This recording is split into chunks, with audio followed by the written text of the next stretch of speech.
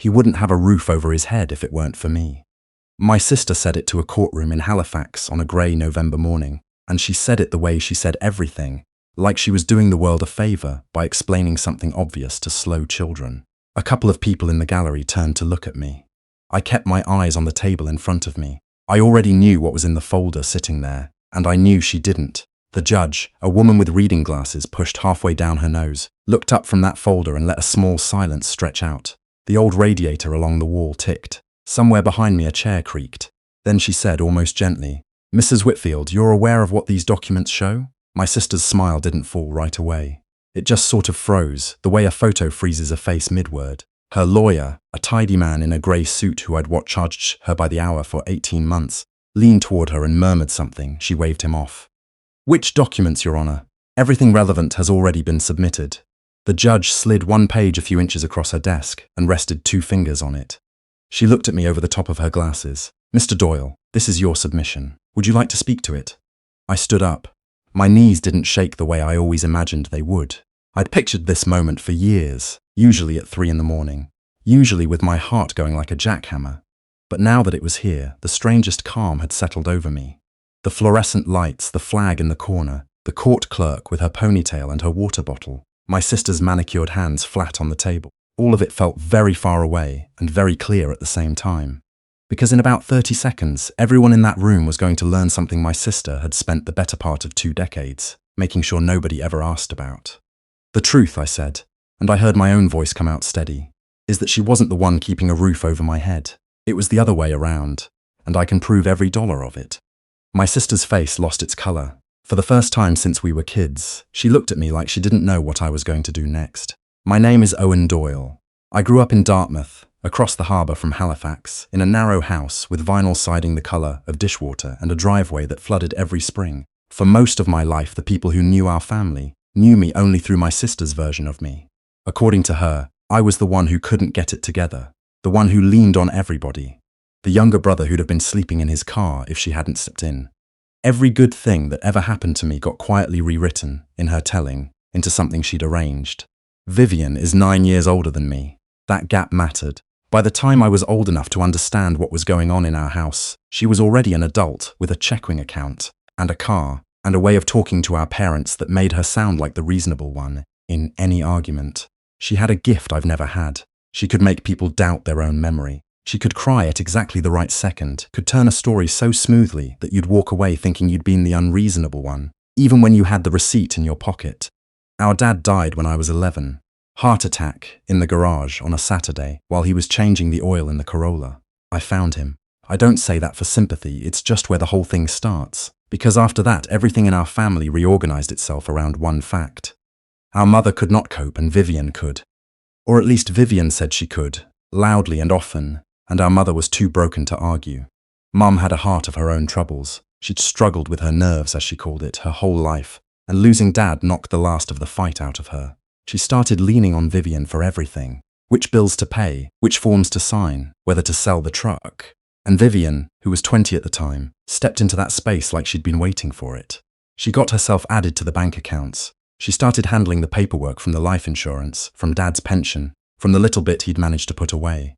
She was the responsible daughter. Everybody said so. I was 11. I wasn't paying attention to any of it. I was a kid trying to get through grade 6 while my house went quiet and strange. Here's the thing people don't understand about a person like my sister. The damage isn't loud. There was never one big moment where she robbed us at gunpoint and everybody gasped. It was small, it was patient, it was a signature here, a transfer there, a story told so many times it hardened into fact. My dad had life insurance, a real policy, and there was a portion of it that was supposed to be set aside for me. For my education, specifically. He'd told me that himself, more than once, in that offhand way dads have. "That's your ticket, bud. Don't let anybody talk you out of school." I was a kid, I filed it under things adults say. I didn't know it was written down somewhere, I didn't know it mattered. By the time I was in high school, the story about me had already set like concrete. Owen's not academic. Owen struggles. Owen's lucky he's got family. Vivian would say these things at Christmas dinners, with a sad little tilt of her head, and the aunts would nod, and I'd sit there with a plate of turkey going cold in front of me, knowing it wasn't true and having no way to say so that wouldn't make me sound exactly like the ungrateful kid she described. When I was 17, I moved out. Not because I wanted to, but because the house had become impossible. Mum's health had gotten worse, and Vivian had moved back in to take care of her, which mostly meant taking full control of the house, the accounts, and the narrative. There wasn't room for me in any of it, so I rented a room off a guy I knew from hockey, worked at a grocery store on Portland Street stocking shelves overnight, and finished high school on almost no sleep. I paid for my own everything. My own phone, my own bus pass, my own boots, my own food, and the whole time, Vivian was telling the family she was supporting me, that she was sending me money, that without her I'd have been on the street. I found out about this at a cousin's wedding, when my aunt pulled me aside and told me how proud she was of me for getting my act together with Vivian's help. I remember standing there in a rented suit, holding a glass of flat ginger ale, and just having no words. What do you say? Actually, she's never given me $1, and I'm not sure where the money she keeps mentioning is coming from. At a wedding? To an aunt who's already halfway convinced I'm a screw-up. So I said nothing. I smiled. I let it go. And that, I've come to understand, is the exact fuel a person like my sister runs on. Your silence. She counts on the fact that you'll be too polite, too tired, too outnumbered to correct the record. Every time you let it slide, you're not keeping the peace. You're signing off on the lie. I went to community college for accounting. Not because I was pushed, but because I was good with numbers in a way that surprised everybody, including me. And because, when you grow up watching money disappear around you without explanation, you develop a certain interest in following where it goes. I paid my own tuition with a student line of credit and 2 part-time jobs. Vivian told people she'd covered it. She hadn't covered a cent. She'd never even been to the campus. I want to be clear about something, because when I've told pieces of this to people, they sometimes assume I spent all those years furious. I didn't. Mostly I was just tired and busy and trying to build a life.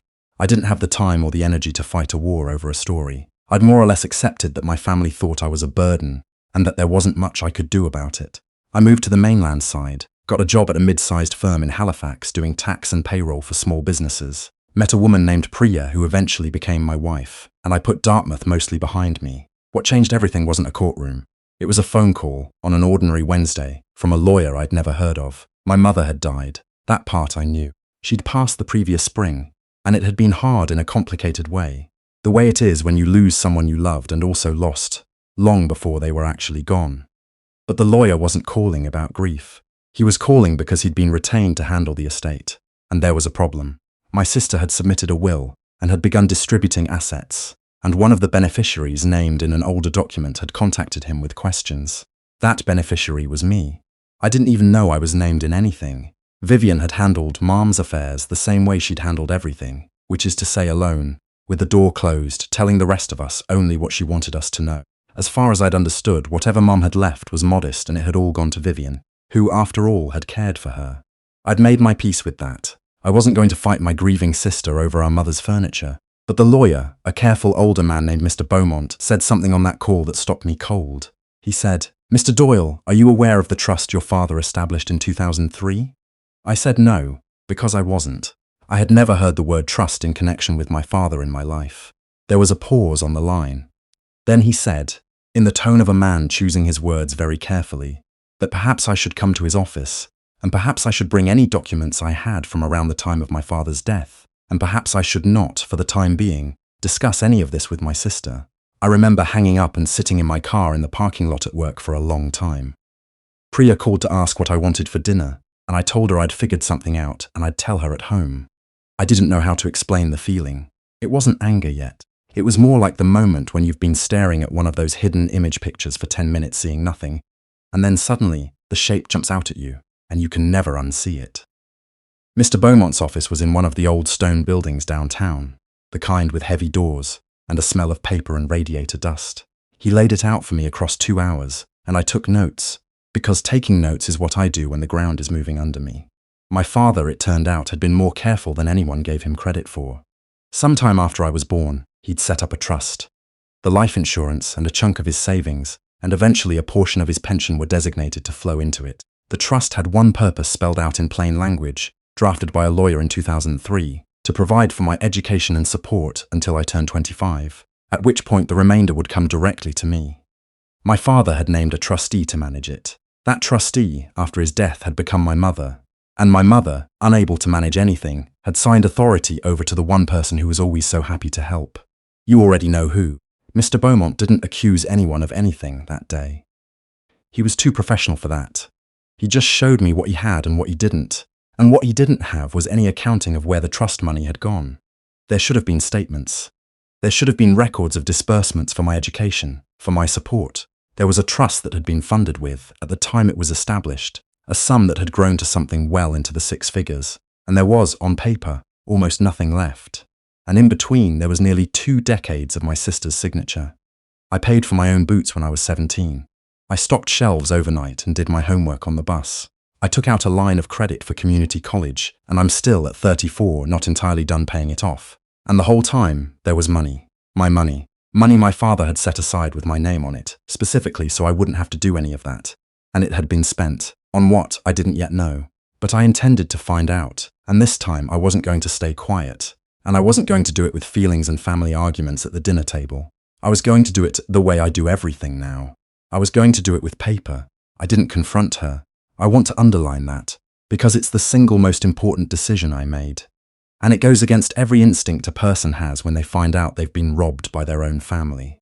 Everything in me wanted to drive across the bridge and stand in her doorway and finally say the thing I'd swallowed at every Christmas for 20 years. But I've watched my sister work a room my whole life. I knew that the second she got a warning, she'd start managing the story, moving things, building her version. If I gave her 18 months as notice, she'd walk into any courtroom with a beautiful, airtight lie. So I gave her nothing. I went home to Priya and I told her everything, and she looked at me across our kitchen table and said, "Okay, then we do it properly." I don't think I've ever loved her more than in that moment. She didn't say we should let it go, keep the peace, don't tear the family apart. She said we do it properly, and I married the right person. What I had going for me that Vivian never counted on was my job. I spend my days reconstructing where money went for people who've lost track. Following a paper trail is not a special gift, it's just a skill, and I'd spent a career sharpening it.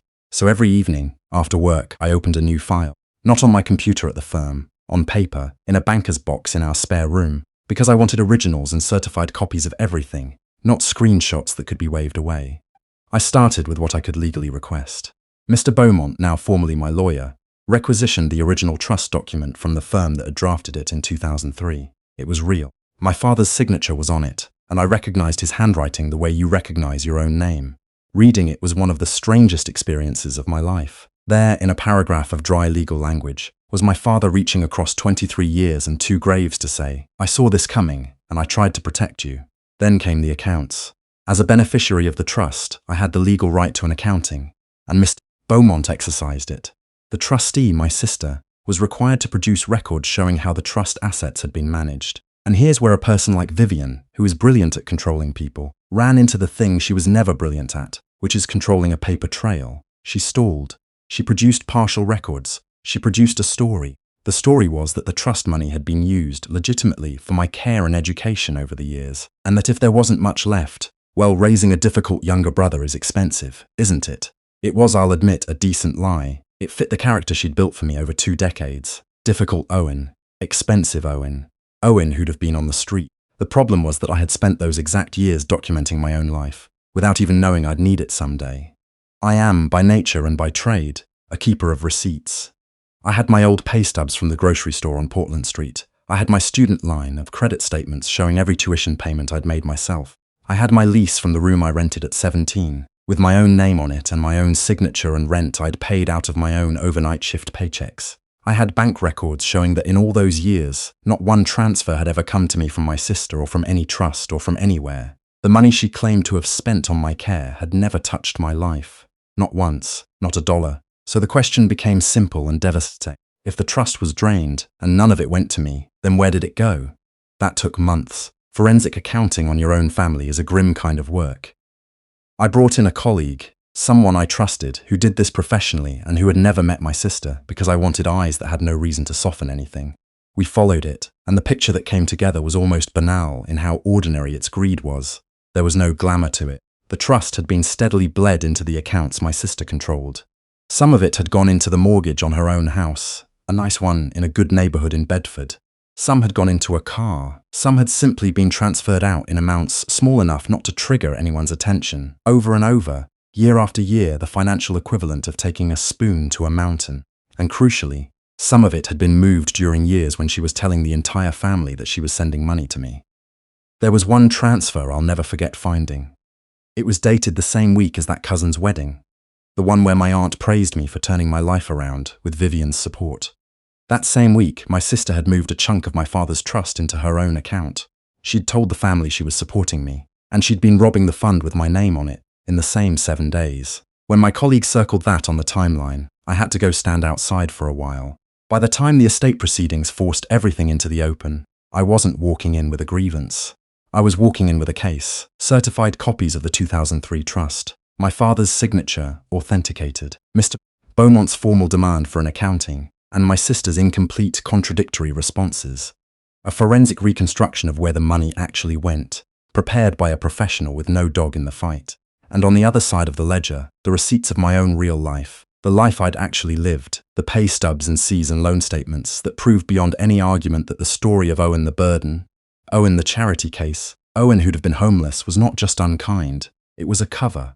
Which brings us back to that grey November morning, and my sister's frozen smile, and the judge's 2 fingers resting on a single page. The truth, I said, is that she wasn't the one keeping a roof over my head. It was the other way around, and I can prove every dollar of it. I won't pretend it was dramatic in the way courtroom scenes are in movies. Nobody shouted. There was no gasp from the gallery. What happened was slower and, in its own way, far heavier. Mr. Beaumont walked the judge through it, page by page, in a calm, flat voice that never rose. The trust document, the funding, the trustee authority, the accounting that was demanded and never properly given, and then the timeline, the long, patient timeline of where the money went, laid next to the story my sister had been telling. Every time he set one document beside another, the gap between what she'd said and what the paper showed got a little wider, and there was nothing she could do to close it, because you cannot cry your way out of a bank statement. I watched her lawyer's face change. He was a competent man, I'll give him that, and I think competent men can tell when the ground has gone out from under them. Somewhere around the 3rd set of records, he stopped objecting. He just started turning pages faster, the way you do when you're reading ahead to find out how bad it is. My sister said very little. The woman who had narrated my entire life for me, who could always find the words to reshape any room, sat there with her manicured hands flat on the table and had, for once, nothing. At one point the judge lifted the page under her fingers and looked directly at her and said, "Miss Buse-Whitfield, this contradicts the account you provided to this court." She said it quietly. It didn't need volume. It landed like a door closing. And here's the thing I didn't expect. I'd spent years imagining that this moment would feel like winning. It didn't. I sat there watching 2 decades of my sister's careful construction come apart under the weight of ordinary documents, and what I felt wasn't triumph. It was something closer to setting down a box I'd been carrying so long I'd forgotten it was heavy. The lie had been mine to bear alone for most of my life. Now it belonged to the room. Now other people could see it, and I didn't have to hold it up anymore.